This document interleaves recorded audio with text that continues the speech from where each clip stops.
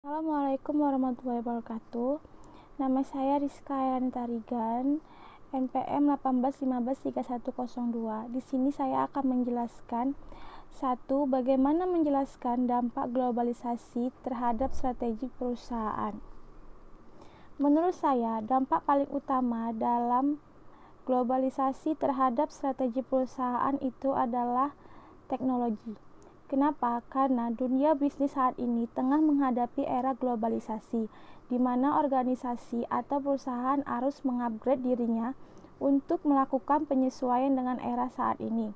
Globalisasi adalah penyebaran inovasi ekonomi ke seluruh dunia serta penyesuaian politis dan budaya yang menyertainya. Oleh karena itu, penting sekali bagi suatu organisasi atau perusahaan menyusun manajemen strategik untuk menyongsong era globalisasi dan terus berinovasi menghadapi para kompetitor. Semakin berkembangnya teknologi merupakan salah satu penyebabnya globalisasi yang membuat perusahaan pun melibatkan teknologi dalam strategi seperti pengembangan IoT atau Internet of Things, Artificial Intelligence, dan pertumbuhan platform menjadi ancaman tersendiri bagi perusahaan untuk selalu up to date terhadap perkembangan zaman. Yang kedua, saya akan menjelaskan beberapa alasan organisasi untuk go internasional. Ada 6 alasan yang mendasari perusahaan menjadi go internasional atau organisasi untuk menjadi go internasional. Yang pertama itu adalah untuk mengurangi biaya. Kedua, untuk memperbaiki rantai pasokan. Ketiga, untuk menyediakan barang dan jasa yang lebih baik. Keempat, menarik pangsa pasar baru. Kelima, belajar untuk memperbaiki operasi. Dan yang keenam, mendapatkan dan mempertahankan bakat global. Ketiga, menjelaskan beberapa orientasi strategik perusahaan global dan organisasi dalam memasuki pasar internasional. Ada beberapa strategi dalam memasuki pasar global. Yang pertama yaitu melakukan ekspor langsung. Perusahaan melakukan ekspor langsung dengan cara menjual produk langsung ke luar negeri atau melalui distributor yang mewakili kegiatan penjualan. Yang kedua yaitu mengeluarkan lisensi. Lisensi merupakan cara yang mudah untuk memasuki pasar internasional.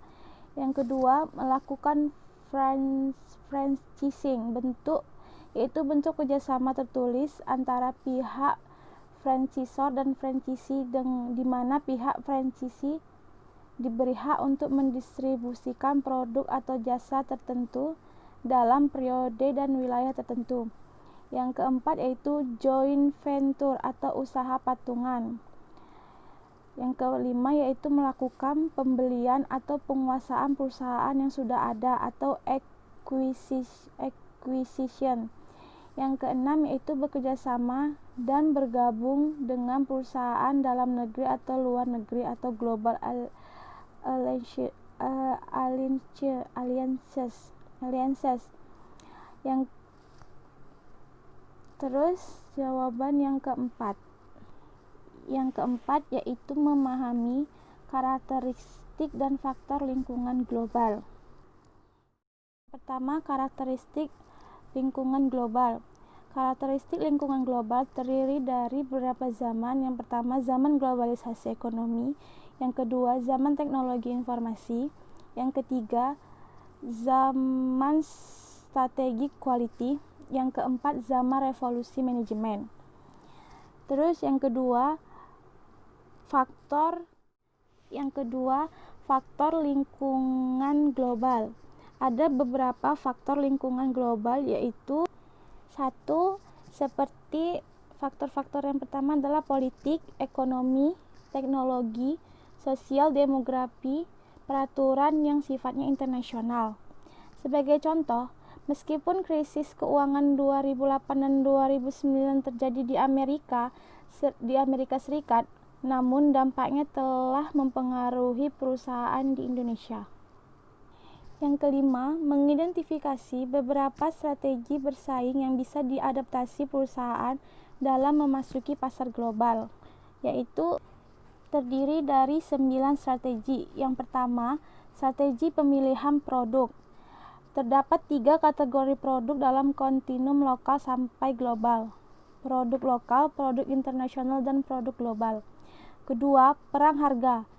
Ketiga, mengembangkan modal manusia. Keempat, moving, caring, dan innovating. Kelima, strategi pemasaran. 6, keunggulan lokasi. 7, strategi aliansi. 8, strategi penyamaran pasar. Ke-9, memandang kompetisi sebagai sebuah energi. Sekian jawaban dari saya, lebih dan kurangnya saya ucapkan mohon maaf. Selamat malam. Waalaikumsalam warahmatullahi wabarakatuh.